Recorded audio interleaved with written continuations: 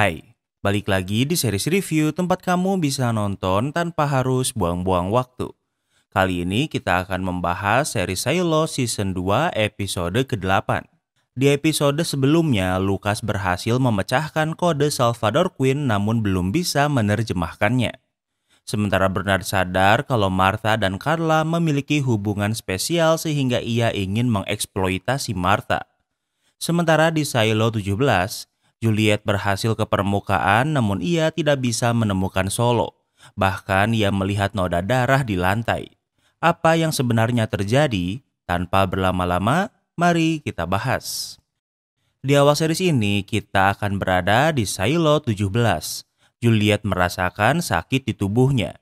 Ia ingat perkataan Solo yang menyarankannya untuk tidak ke permukaan terlalu cepat.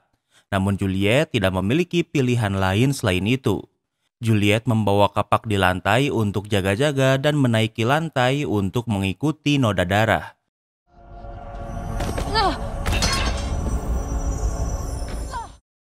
Namun sebelum ia bisa pergi jauh, telinganya berdengung sangat keras dan juga sendinya terasa sakit. Sadar kalau ini sesuai dengan peringatan Solo membuat Juliet memilih untuk kembali ke bawah. Sambil menahan rasa sakit, Juliet membawa selang air untuknya bernafas kemudian kembali menyelam ke dalam air.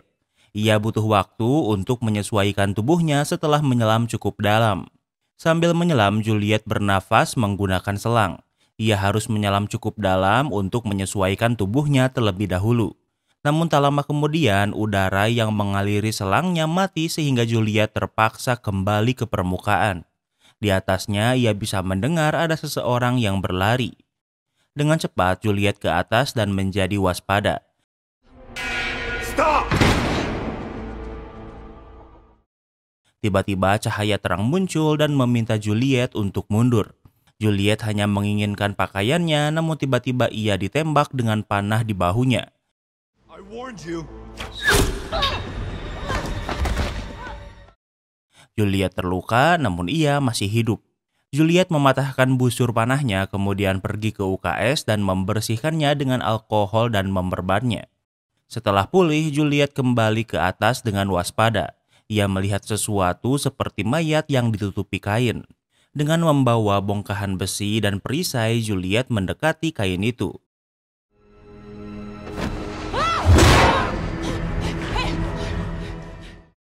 Saat membukanya, ternyata ia masih hidup dan menyerang Juliet.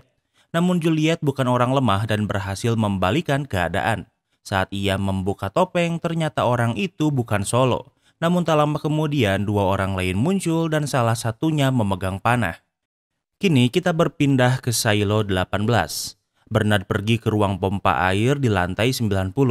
Ia ke sana sendirian tanpa memberitahu siapapun. Sementara di lantai bawah, Paul makan sendirian di kantin dan orang-orang memandanginya dengan tatapan aneh.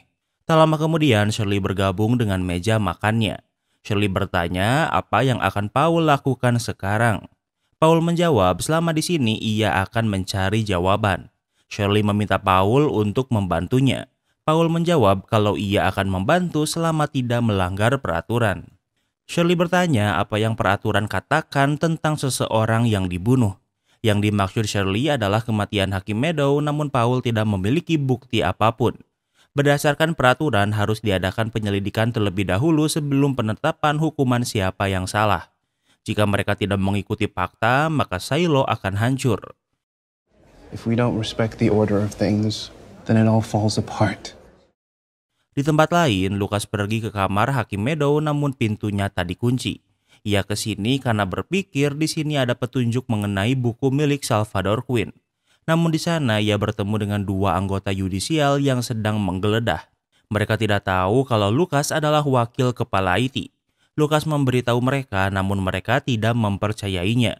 Setelah Lucas menunjukkan ID card-nya, barulah mereka percaya. Lucas memiliki jabatan lebih tinggi dari mereka sehingga Lucas meminta mereka pergi. Setelah cecunguk yudisial pergi, Lucas memeriksa buku-buku di sana apakah ada yang sesuai dengan kode dari Salvador Queen. Namun setelah cukup banyak buku yang ia periksa, tak ada satupun yang berarti apapun. Kini ia mencoba mengakses tentang keturunan dari Salvador Queen dari komputer. Untuk mengakses ini membutuhkan otorasi tinggi dan untungnya wakil kepala IT cukup untuk mengaksesnya. Setelah mendapatkan informasi yang ia butuhkan, ia pergi ke keluarga keturunan Salvador Queen. Mereka bekerja sebagai pembuat wall untuk Silo. It's about Salvador Quinn. Don't know anyone by that name. Lucas ingin membicarakan tentang Salvador Quinn, namun ia tidak ingin membicarakannya. Seorang pria bernama Pembroke adalah keturunan dari Salvador Quinn. Lucas ingin masuk untuk berbicara, namun Pembroke tidak ingin berbicara.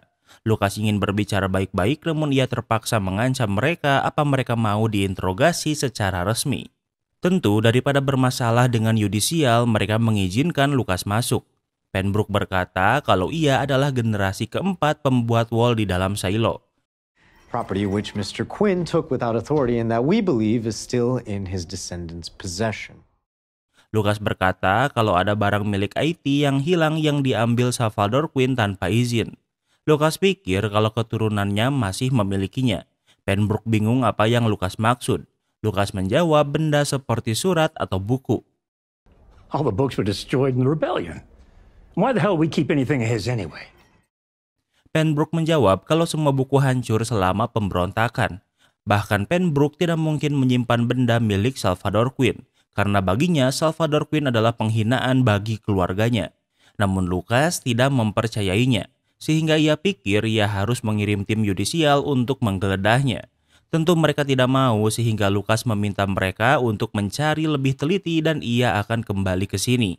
Sebelum pergi, Pembroke mengejar Lucas. Pembroke memberitahu Lucas kalau keluarganya tidak membicarakan tentang Salvador Quinn. Ia menjelaskan kalau keluarganya membuat wall untuk Silo selama 140 tahun. Ia melakukannya untuk membersihkan nama keluarganya dari orang yang hampir menghancurkan Silo. Kemudian Lucas menemui Bernard dan memberitahu apa yang ia temukan. Yang diketahui warga Silo adalah Salvador Quinn membiarkan pemberontak menyerbu IT dan membakar buku-buku. That's what we've been taught. But it's not the truth. Bernard berkata kalau itu adalah yang diajarkan namun bukan kebenaran. Karena kebenarannya adalah Salvador Quinn telah menyelamatkan Silo. Sebelum Salvador menjadi kepala IT, pemberontakan selalu terjadi setiap 20 tahun. Ia sadar kalau pemberontakan ini terjadi karena orang tahu kalau pemberontakan pernah terjadi. Sehingga ia menemukan solusi radikal untuk memutuskan Silo dari sejarahnya. Salvador memutuskan akses ke server dan membakar buku kemudian menyalahkan pemberontak. Lucas bertanya bagaimana ada yang tidak menyadarinya jika itu memang terjadi. Bernard menjawab kalau Salvador menaruh sesuatu di dalam air. Sebuah obat yang bisa membuat orang-orang lupa dalam waktu lama. Dan hasilnya adalah kedamaian selama 140 tahun sebelum akhirnya pemberontakan yang terjadi sekarang. Kembali ke lantai bawah, Knox, Shirley, dan beberapa anggota mekanik berkumpul di rumah Martha. Mereka berbicara tentang rencana untuk menyerbu persediaan karena mereka sudah hampir kehabisan segalanya. Martha pikir kalau rencana ini berbahaya karena pastinya ruang persediaan dijaga ketat oleh Ryder. Namun ia menyarankan untuk menyelamatkan Carla yang merupakan kepala persediaan dan mendapatkan kebutuhan mereka darinya. Knox menjawab kalau membebaskan Carla justru adalah rencana yang jauh lebih berbahaya. Martha tidak ingin membicarakan ini sehingga ia mengusir yang lain dari rumahnya. Setelah Martha sendirian, ia menerima pesan di komputernya. Kemudian Martha pergi dan Shirley bertanya kemana ia akan pergi. Martha menjawab kalau ada pesan yang menyuruhnya untuk memperbaiki pompa air di lantai 90. Diapers. Walt, it's a trap. I'm guaranteed safe passage. From some... Shirley memperingatkan kalau ini adalah jebakan. Namun Martha tidak peduli. Ia pikir walaupun ini jebakan kemudian ia ditangkap, mungkin ia akan ditahan bersama Carla. Di tempat lain, Robert memanggil Rick di sebuah ruangan. Robert marah karena anak buahnya diusir oleh Lucas yang baru diangkat menjadi Shadow IT. Robert bertanya apa yang sedang Bernard dan Lucas lakukan. I don't know. And even if I did, I couldn't tell you. Rick menjawab kalau ia tidak tahu, bahkan jika ia tahu, ia tidak akan memberitahu Robert. Robert berkata kalau Rick bekerja untuk yudisial sehingga seharusnya Robert adalah yang seorang hakim adalah bosnya. Rick menjawab saat Robert berada di posisinya, ia tidak melapor pada Hakim Meadow melainkan pada Bernard. Sementara itu, Patrick sedang di rumah dan istri Paul mengunjunginya dan memberinya makanan. Patrick berbicara tentang majalah yang ditunjukkan Paul. Patrick pikir kalau Kathleen tahu tentang majalah itu, namun sebenarnya Kathleen tidak tahu apapun tentang itu. Mendengar ini, ia sadar kalau Paul menyembunyikan ini darinya. Di tempat lain, Rick sedang berada di kantin dan Camille menemuinya. Camille kenal Rick lama karena Rick adalah Shadow Robert. Camille berkata kalau wakil kepala IT baru adalah orang yang baru dikirim ke tambang. Hal ini menimbulkan keraguan pada yudisial dan IT di semua lantai, tak hanya di lantai bawah. Camille berkata kalau Robert selalu mengutamakan Shiloh. Ia ingin Rick mencari tahu apa yang sedang Lucas lakukan. Di tempat lain, Martha sudah sampai di pompa air lantai 90. Seperti kata Shirley, ini adalah jebakan karena yang menunggunya di sana adalah Bernard.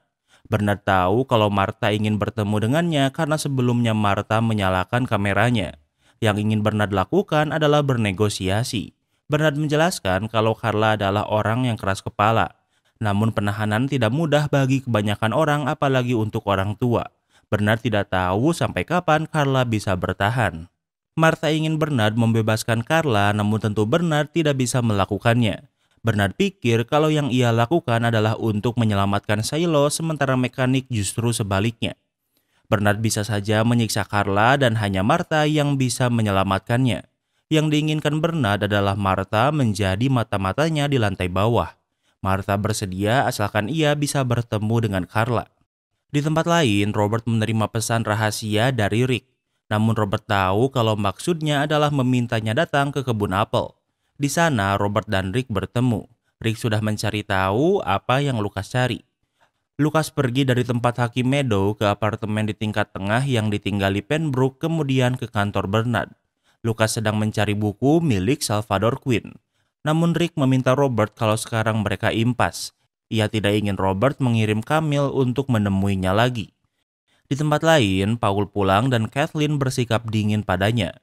Paul menyadarinya dan bertanya apa ada yang salah. Kathleen menjawab kalau hari ini ia memberi makanan pada Patrick dan ia berkata Paul menunjukkannya halaman buku dari sebelum Shiloh. Kathleen merasa tersinggung karena Paul menunjukkannya pada Patrick namun tidak padanya. Paul menjawab karena ini berbahaya. Kathleen tidak peduli seberapa berbahayanya ini karena ia ingin melihatnya. Awalnya Paul ragu, namun karena Kathleen memaksa, ia pun menunjukkannya. Bisa kalian bayangkan untuk orang yang seumur hidupnya dikelilingi tembok tahu kalau di luar sana ada hutan yang luas. Bagi mereka, hal ini bukanlah sesuatu yang bisa dibayangkan. Sementara itu, Lucas kembali ke rumah Penbrook. Ia meminta maaf atas perlakuannya sebelumnya. Lucas berkata kalau Salvador Quinn bukan pengkhianat dan justru pahlawan bagi Shiloh. Mereka tidak mempercayainya. Lucas menambahkan kalau ia serius. Ia tidak bisa memberitahu alasannya, namun Salvador Quinn telah menyelamatkan Shiloh. Menantu Penbrook berkata kalau dulu Hakim Meadow juga pernah mengatakan hal yang sama. Bertahun-tahun yang lalu sebelum ia menjadi hakim. Sepertinya inilah alasan kenapa Meadow berhenti menjadi Shadow Bernard walau Bernard tidak tahu alasannya. Yang diinginkan Meadow adalah sebuah buku. Buku ini adalah salinan buku fakta milik Salvador Quinn. Lucas sadar kalau petunjuk untuk memecahkan kode ini ada di buku itu. Lucas kembali ke kamar Hakim Meadow dan menemukan buku fakta milik Salvador Quinn. Lucas mencocokkan kodenya dengan buku itu namun tidak langsung memecahkannya. Ia menyadari banyak huruf yang digaris bawahi yang merupakan petunjuk lainnya. Tak lama kemudian, Lucas berhasil memecahkannya. Isi pesannya adalah jika kau sudah sampai sejauh ini, kau tahu permainannya diakali. Saat Lucas akan pergi, Robert sudah menunggunya. Robert menggeledah apa yang ada di tas Lucas, namun yang ia temukan hanyalah buku fakta. Tentu buku ini tidak aneh bagi Robert sehingga ia tidak mencurigainya. Robert mengancam Lucas kalau ia bisa saja menyakitinya. Apalagi Robert tahu di mana orang tua Lucas tinggal. Di tempat lain, anak-anak mekanik melakukan aksinya untuk membobol persediaan. Mereka memanjat menggunakan tali karena tangga dijaga rider yudisial. Shirley dan Knox tidak ikut di pembobolan ini namun cukup banyak orang yang terlibat. Mereka bisa mengendap-endap ke bagian persediaan. Namun saat mereka membuka salah satu ruangannya, mereka terkepung oleh Rick dan yudisial. Alasan mereka bisa menjebak mekanik adalah karena informasi dari Martha. Sementara itu, Bernard membawa Martha ke tempat di mana Carla sedang dikurung. Namun Martha tidak diizinkan berbicara dengan Carla dan hanya diizinkan untuk melihatnya. Bernard mengancam jika Martha terus menjadi mata-matanya, maka Carla akan terus hidup. Martha menyetujuinya, namun Bernard tidak sedang membuat kawan dengan cara seperti ini. Tak lama kemudian, Martha sudah kembali ke lantai bawah. Ia menyalakan lagi kamera sesuai dengan perintah Bernard. Tak lama kemudian Shirley menemuinya dan memberitahu kalau rencana untuk membobol persediaan gagal. Entah bagaimana Ryder mengetahui rencana ini dan menangkap anggota mekanik. Shirley tidak tahu kalau ia sedang berbicara dengan mata-mata. Dan dengan begitu episode ke-8 pun berakhir. Kini kita masuk ke sesi rating. Di episode ke-8 ini Mimin pikir udah lumayan bosan karena progresnya gak sebanyak yang Mimin kira. Durasi per episodenya juga makin pendek ditambah terlalu banyak kejadian yang terjadi bersamaan. Untuk episode ke-8 ini Mimin kasih rating 6/10. Apa kalian setuju dengan rating Mimin?